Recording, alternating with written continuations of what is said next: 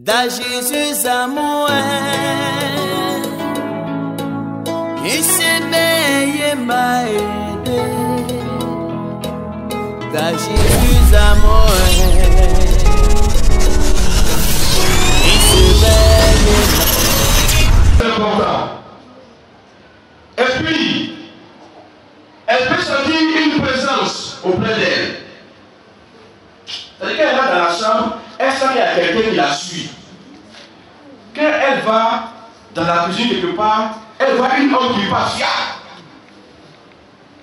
En réalité, elle n'accorde pas des histoires. Effectivement, ça se passe. Même quand elle est assise, elle sent qu'il y a quelqu'un qui est dans son dos. Alléluia. C'est-à-dire, tout à l'heure, je vous ai parlé de l'ectoplasme. L'ombre qui est sortie de la personne, c'est elle qu'elle voit. C'est la personne qu'elle voit, mais parce que cette personne-là, on ne peut pas l'attraper, on ne peut pas la saisir. Amen. Mais elle la ressent. Alléluia. Donc déjà, à ce niveau-là, si vous avez ces signes, ne perdez pas de temps. Venez rencontrer les hommes de Dieu et demandez-leur de prier pour vous. Car vous êtes morts et votre vie est cachée en Christ, en Dieu. Alléluia. Amen. Nous, on a accepté Jésus-Christ. Il est déjà mort pour nos péchés. Il est mort pour tout ce qui devait nous arriver sur la terre. En marchant avec lui, nous sommes morts avec Jésus. Et la Bible nous dit que désormais, notre vie que nous avons ne nous appartient pas. Ma vie n'appartient pas à mon père. Ma vie n'appartient pas à ma mère. Mais ma vie appartient à Jésus. Da Jesus amour, il s'est veillé pour m'aider. Da Jesus amour, il s'est veillé m'aider.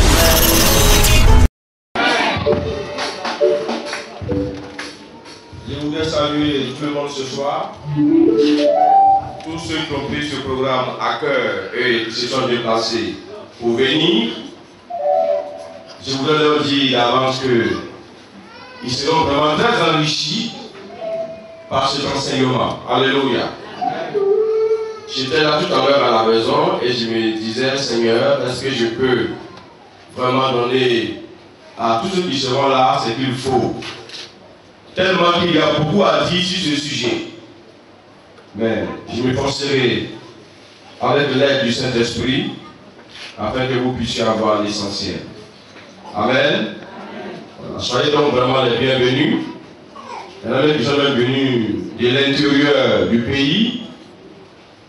Certains sont venus précisément d'Abangourou pour assister à ce moment. Je bénis Dieu de ce que ce programme puisse avoir une telle portée. Alléluia. Ça veut dire qu'il y a des gens qui cherchent Dieu. Et il y a des gens qui aiment Dieu. Pendant que d'autres s'amusent avec leur vie. Alléluia. Et cela nous réconforte.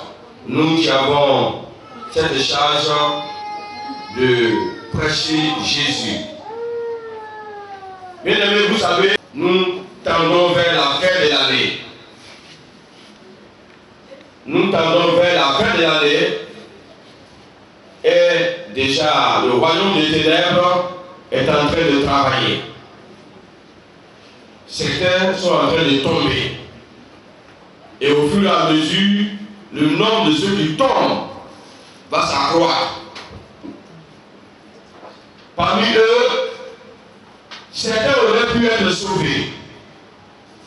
Mais parce qu'ils ont méprisé la parole de Dieu, ils ont méprisé certaines choses dans leur vie, ils seront au nombre de ceux qui vont tomber.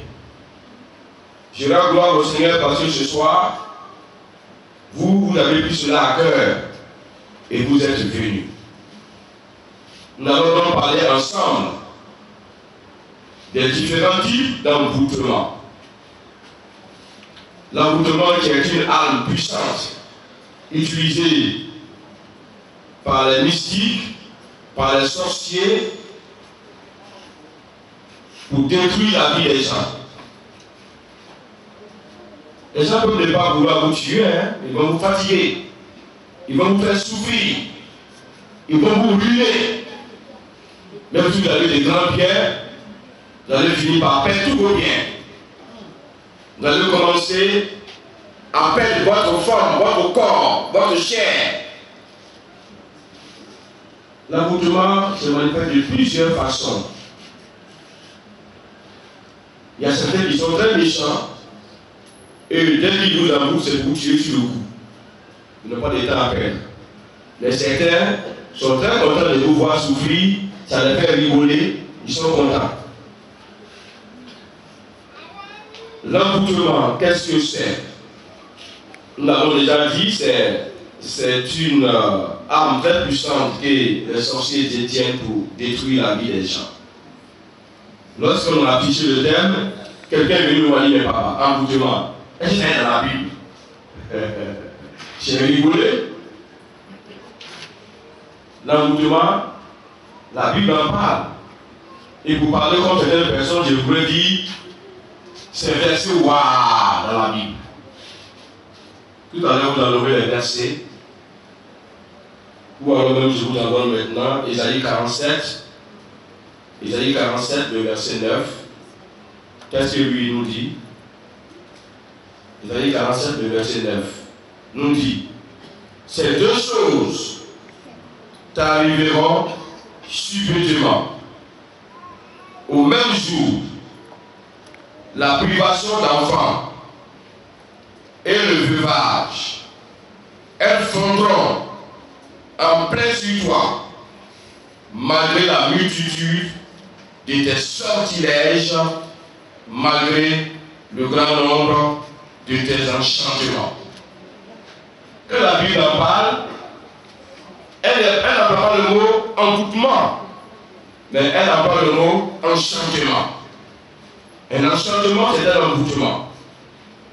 Elle dit même tes sortilèges. Parce que l'envoûtement, c'est le fait de jeter des sortilèges sur les gens, de lancer des sorts sur la vie des gens. Donc, la Bible en parle. Alléluia. La Bible en parle. On peut aussi aller dans Exode 7, le verset 11. Exode 7, le verset 11. Donc tout ça, ce sont des synonymes, c'est-à-dire des mots qui expriment la même chose. Amen. Le verset 22 du même passage, du même chapitre, du même livre, verset 22, et dans chapitre 22, verset 18. Chapitre 22, il ne laissera point vivre la magicienne. Une magicienne, c'est une envoûteuse, c'est une sorcière. Et la Bible dit, ne laissera pas vivre cette sorcière, cette magicienne, cette envoûteuse. On peut continuer dans 2 Rois 9, le verset 22. Vous pouvez le lire à la maison. Mais là, il est question d'une femme qu'on appelle Jézabel. Quand vous lisez, vous allez voir que Jézabel est une sorcière. Elle pratiquait la sorcellerie, l'envoûtement. Et puis, enfin, pour les versets que je vous donne, bien sûr, s'il y en a encore qui sont là, on ne peut pas tout voir ce soir, ce n'est pas notre but. Donc, Michée 5, le verset 11. Vous avez trouvé?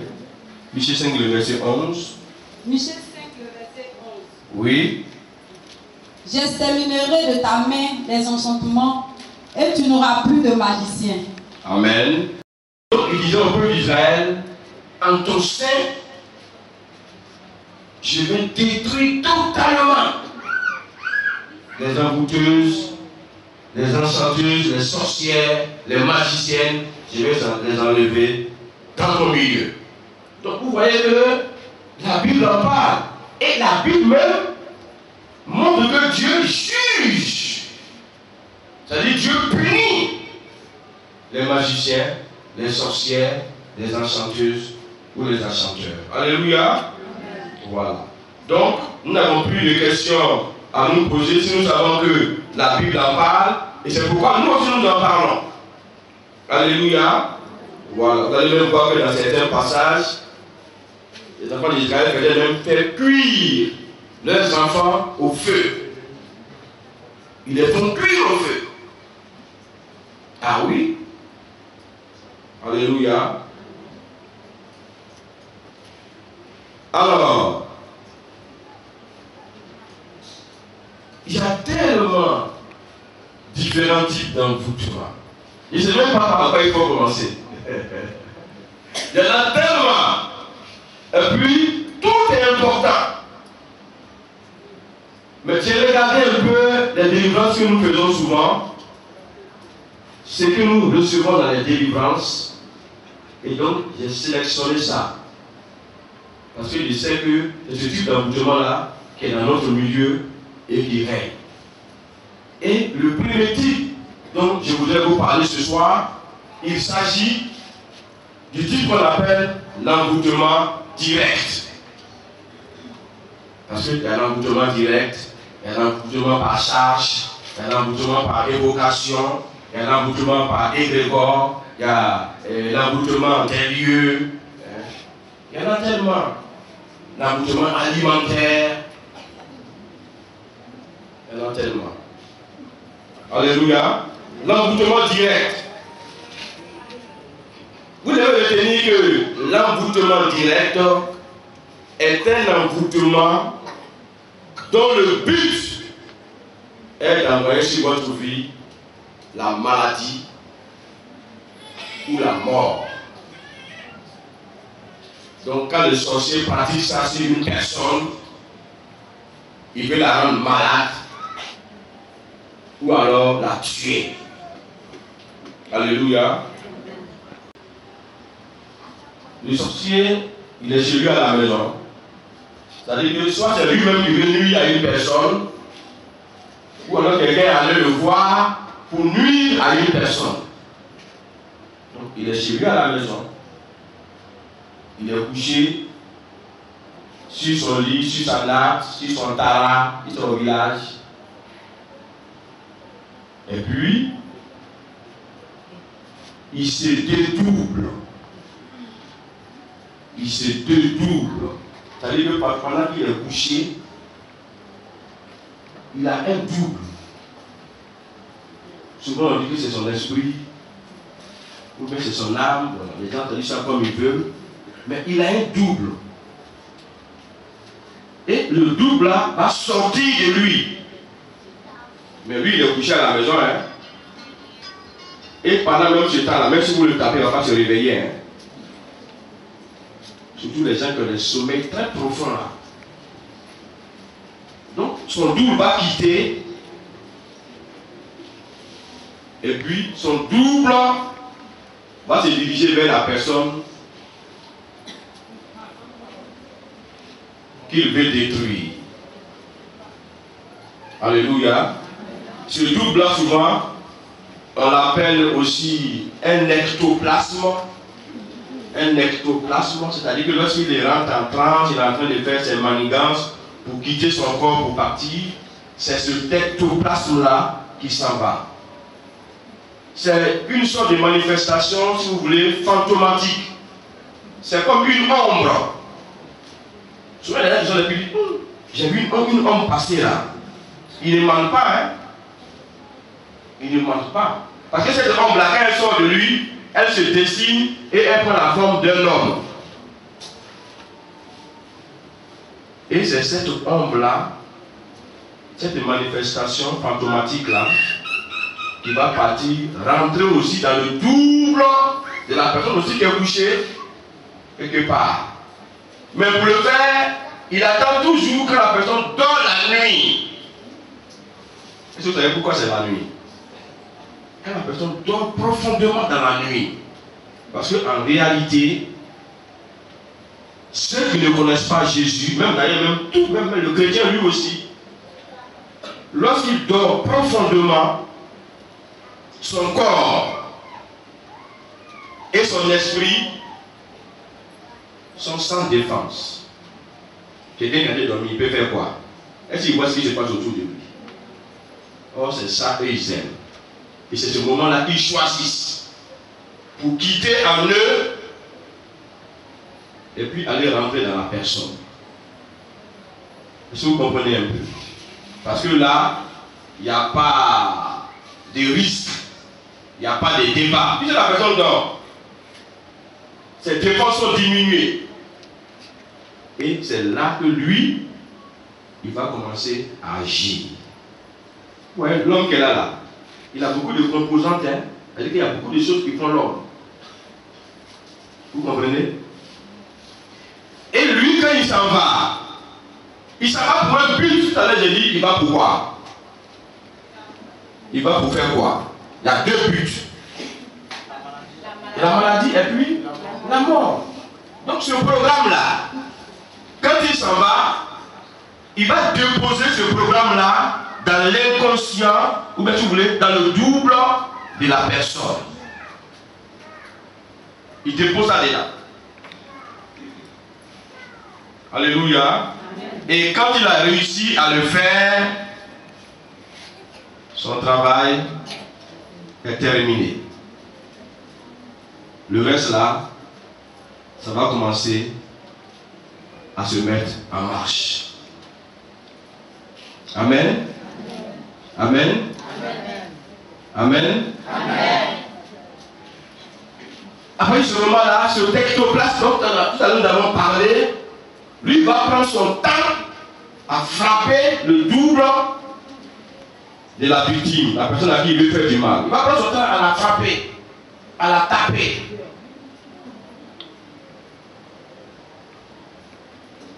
Pendant que la personne est couchée, elle dort profondément. Dès cet instant, les choses vont changer. Au fur et à mesure que les nuits vont se succéder, au fur et à mesure que les jours vont commencer à passer, la victime a des nuits très agitées. Donc, il va commencer à avoir ce qu'on appelle des signes symptomatiques de l'envoûtement. C'est-à-dire que la personne qu'on veut détruire, qu'on veut tuer là, il y a des signes qui vont commencer à se produire en elle. Si vous ne les connaissez pas, vous allez voir votre mort arriver un peu. Vous êtes assis, vous ne savez pas. Il faut connaître les signes. Alléluia. Parmi les signes, comme je l'ai dit, la victime va avoir des nuits agitées. C'est-à-dire que la nuit, elle ne dort pas bien. Dans ce moment, elle crie. Elle tourne sur elle-même. Elle fait des cauchemars.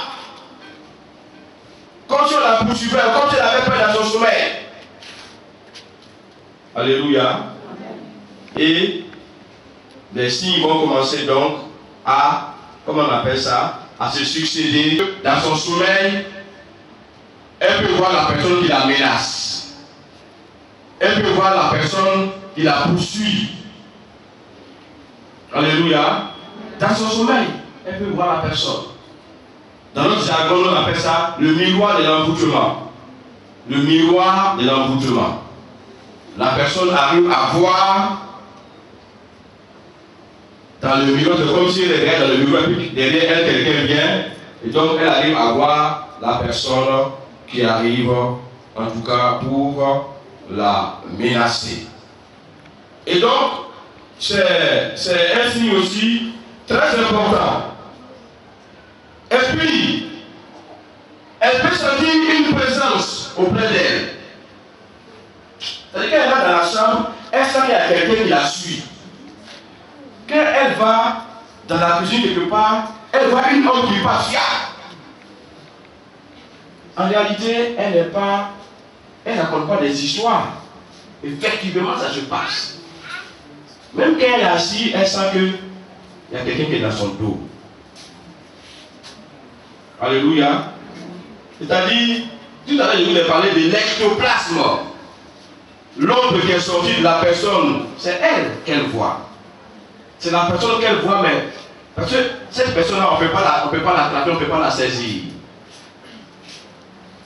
Amen. Mais elle la ressent. Alléluia.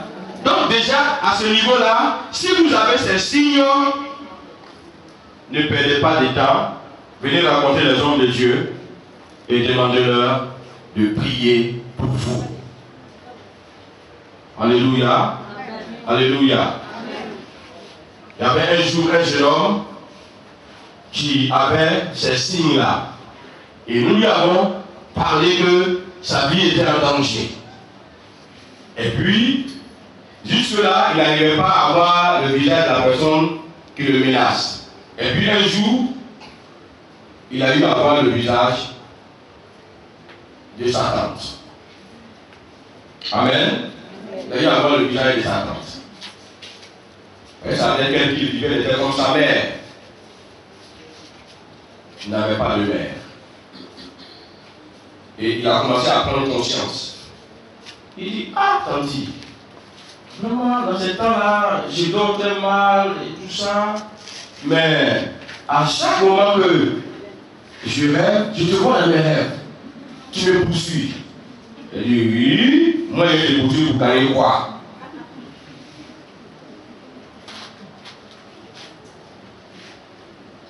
Les jours qui ont suivi, elle a terminé avec lui.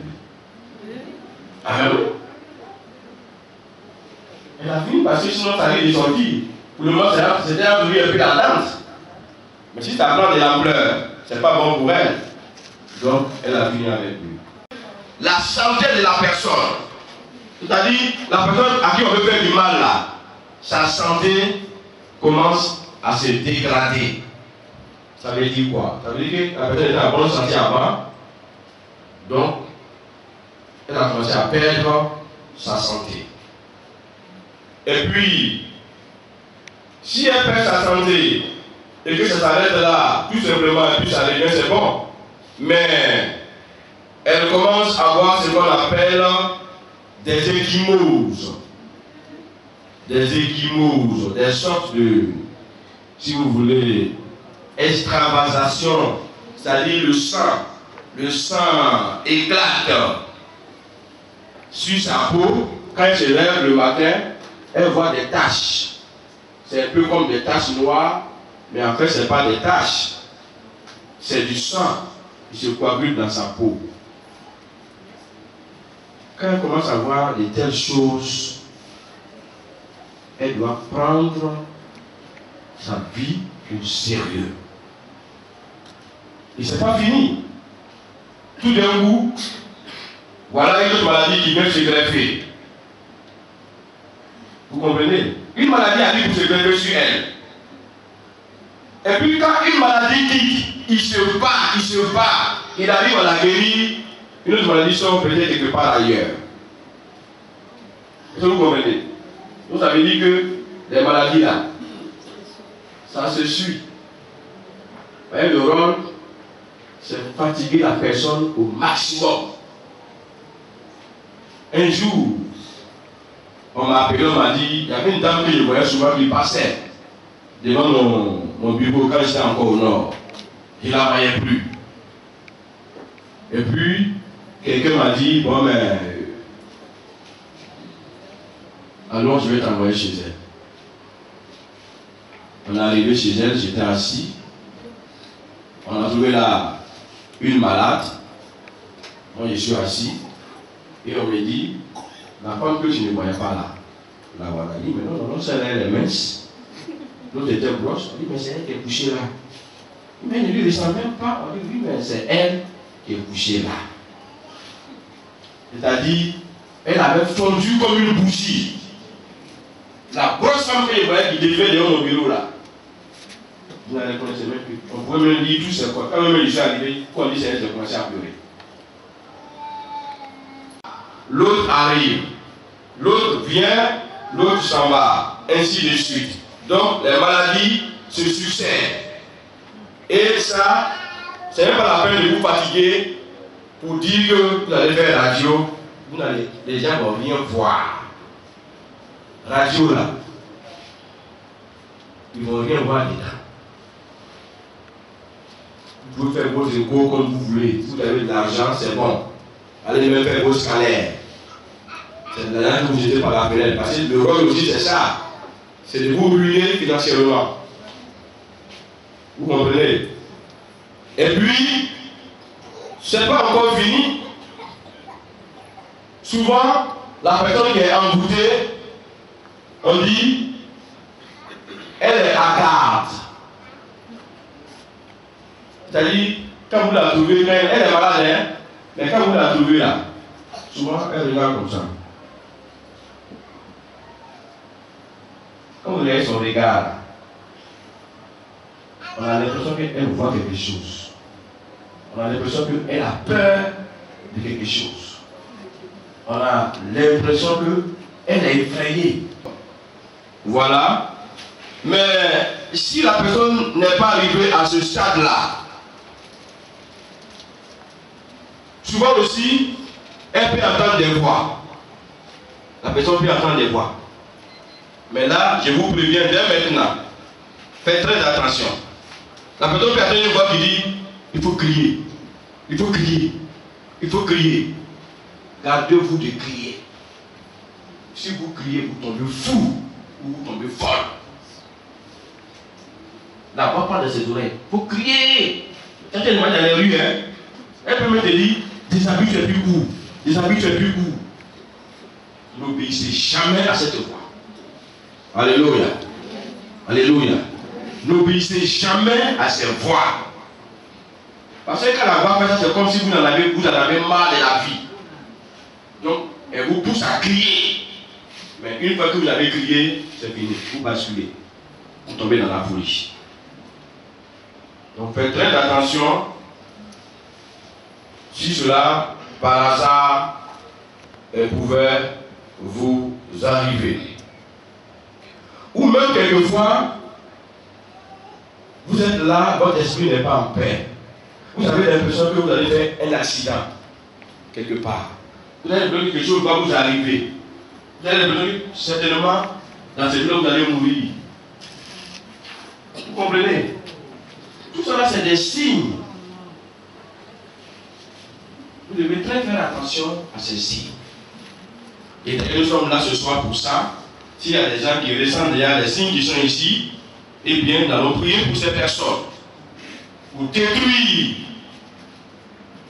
déjà ce que l'ennemi a commencé dans leur vie, afin que cela ne puisse point arriver.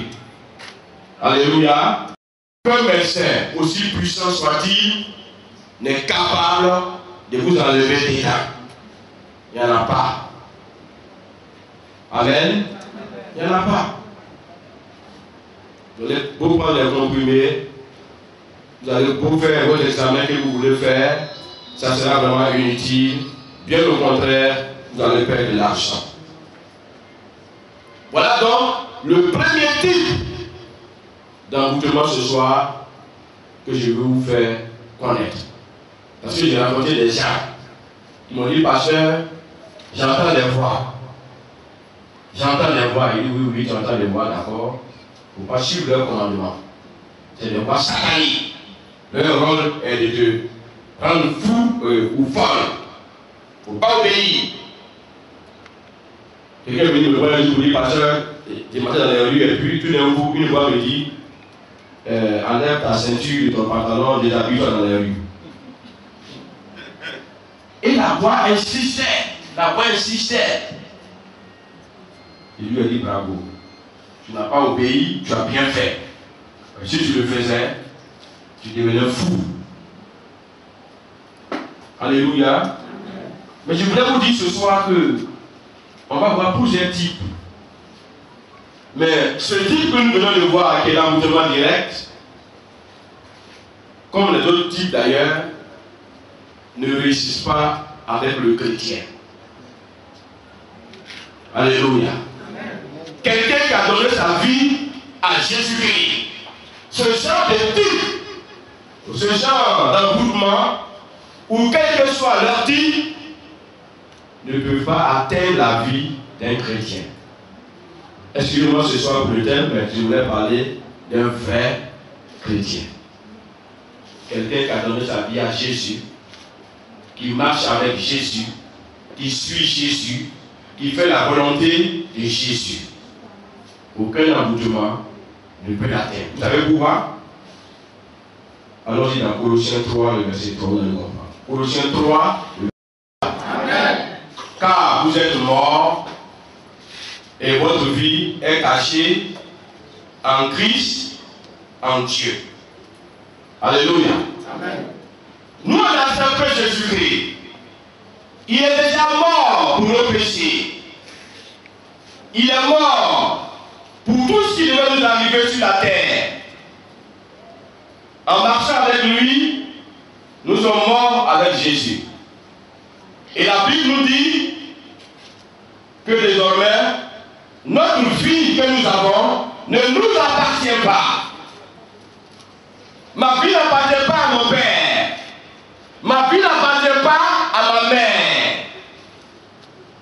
Mais ma vie appartient à Jésus. Et comme ma vie appartient à Jésus, et comme Jésus est un avec le Père, est-ce que vous comprenez? Donc ma vie est cachée en Christ, en Dieu le Père. Alléluia. Amen. Alléluia. Amen. Alléluia. Amen. À supposer qu'elle s'en fait de nuit. Et puis il se manifeste par son ectoplasme, il sort. Et c'est moi qui suis sa victime. Quand il vient, qui il va trouver? Répondez s'il vous plaît. Jésus. Il va trouver Jésus. Est-ce qu'il peut rentrer en Jésus? Non. Est-ce qu'il peut mettre son programme de maladie et de folie en Jésus? Non.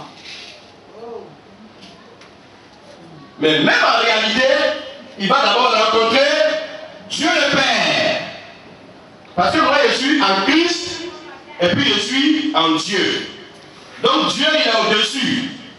Il va d'abord vaincre Dieu. Et quand il va peut-être rendre Dieu fou, maintenant, Dieu va contaminer Jésus-Christ aussi par sa folie. Et puis maintenant, va me contaminer par sa folie. Est-ce que c'est possible? Amen. C'est pourquoi toi qui es là ce soir, il faut donner ta vie à Jésus-Christ. C'est la meilleure des sécurités et c'est la sécurité la plus sûre. C'est la sécurité, vous devez la sécurité supérieure. Alléluia. Amen. Quand j'étais au nord, j'avais eu affaire à un chef d'Ozo. Mais il était l'adjoint du chef d'Ozo de la ville. Or, un chef d'Ozo, c'est qui? Un sorcier. On a discuté sur un problème. Et il a commencé à me menacer. Et il me dit, attends, ton camarade qui est mort là, est-ce que tu sais qui l'a tué? Il a dit, mais non, tu veux dire quoi? Tu sais ça qu'il a tué? Mais si tu l'as tué, lui c'est lui, mais moi c'est moi. Ma vie est entre les mains de Dieu. Tu ne peux rien me faire. On a discuté et la nouvelle est partie comme une traînée de poudre dans la ville. Quand ma petite a appris ça, elle m'a convoqué. Elle dit, hé mon petit, le monsieur a dit que tu fait par là, tu le connais, mais tu ne le connais pas. Il dit, je le connais. Et puis j'ai dit son nom. Elle dit, ah, pourquoi tu discutes? On ne discute pas avec lui. Lui là, il est mauvais. Elle a commencé à le qualifier. Il lui a dit, maman, quitte dans ça. Lui là, il ne peut rien me faire. Elle dit, mon petit, est-ce que c'est vrai ce que tu es en train de dire? Il dit, il ne peut rien me faire. Elle dit, c'était sûr. Il dit, maman, quitte dedans. Une semaine plus tard, le même monsieur est revenu me demander pardon. Alléluia. Alléluia. Parce qu'il a échoué. La meilleure sécurité, elle se trouve en Jésus. Certains sont encore là. Quand l'église commençait, on était à la maison, dans la cour. Et ils ont délégué un dojo depuis le nord pour venir finir avec moi. J'étais en train de prêcher, en train de prier pour les gens lorsqu'il est arrivé. Ceux qui l'ont vu avaient peur. Ils ont voulu venir me dire, pasteur, il y a un monsieur là. Non, mais si tu le vois, je lui ai dit, faites-le entrer. Il n'a pas pu franchir le seuil du portable de l'endroit où on priait.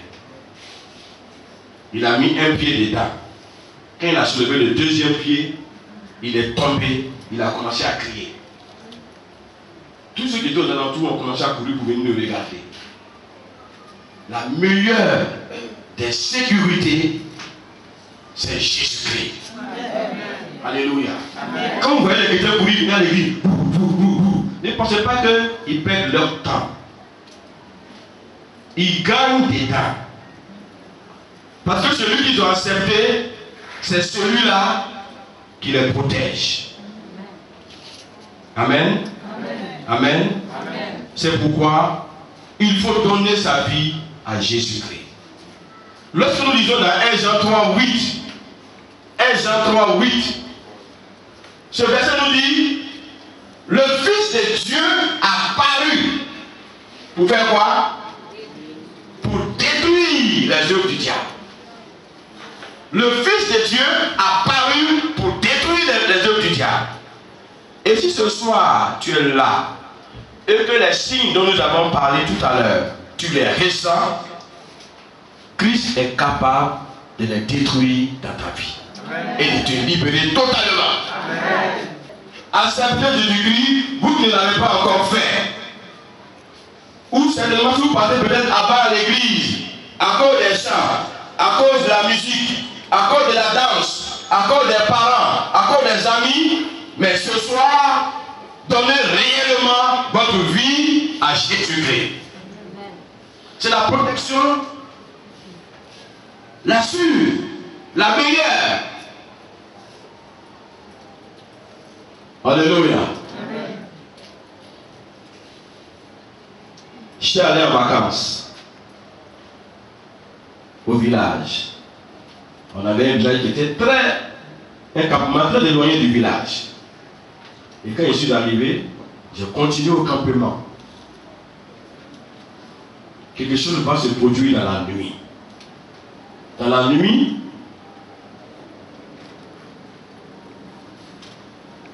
il y a eu des chants qu'on a entendus au dehors.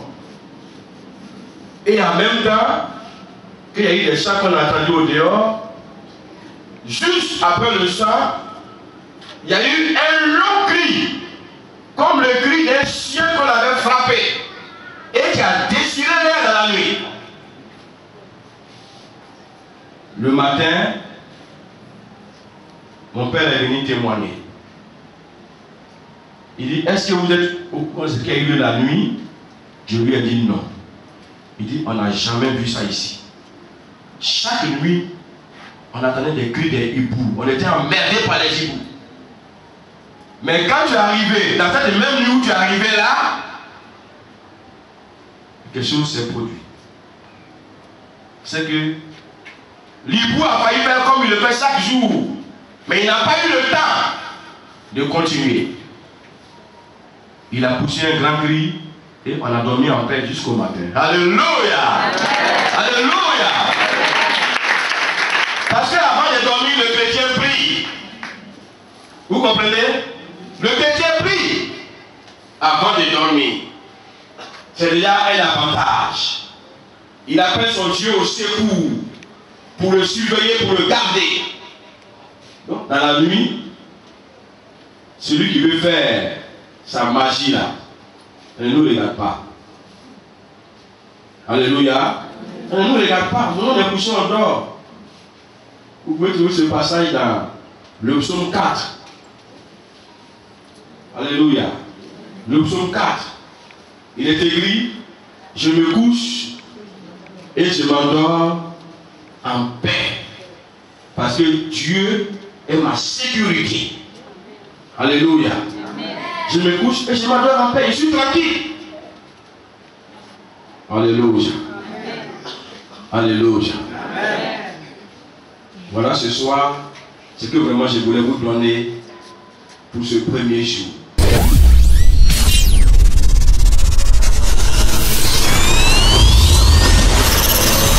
Livre de vie.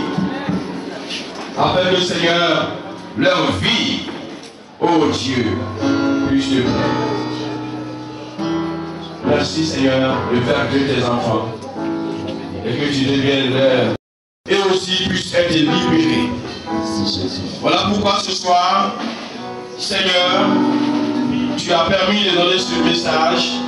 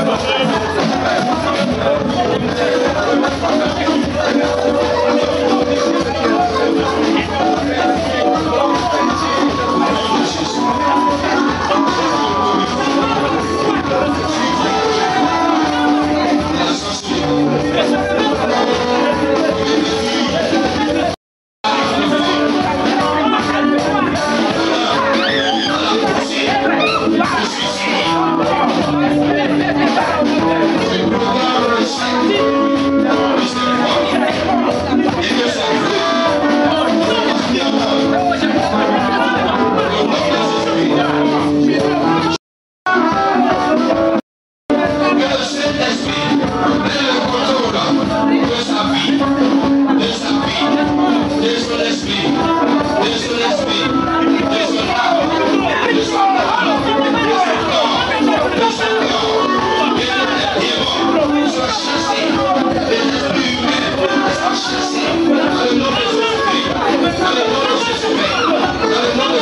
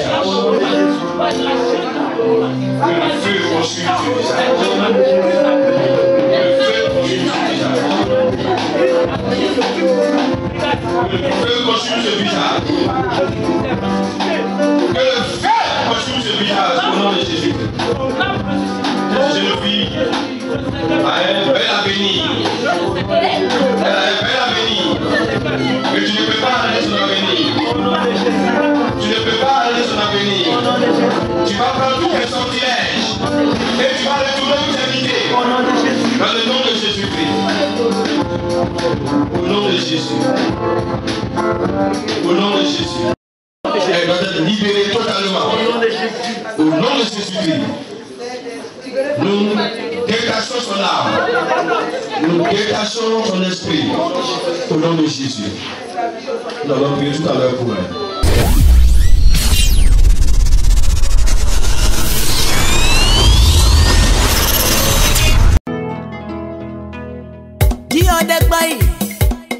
sors. François